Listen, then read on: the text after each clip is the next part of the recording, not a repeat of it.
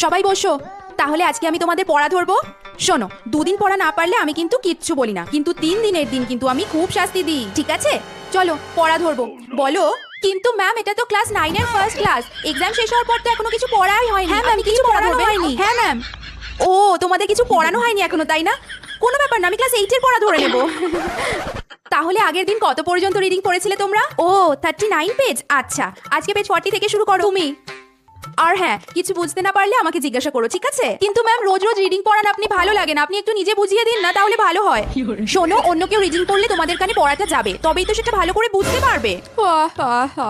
সবাই চ্যাপ্টার 5 এর এক্সারসাইজ গুলো খাতায় করে জমা দাও।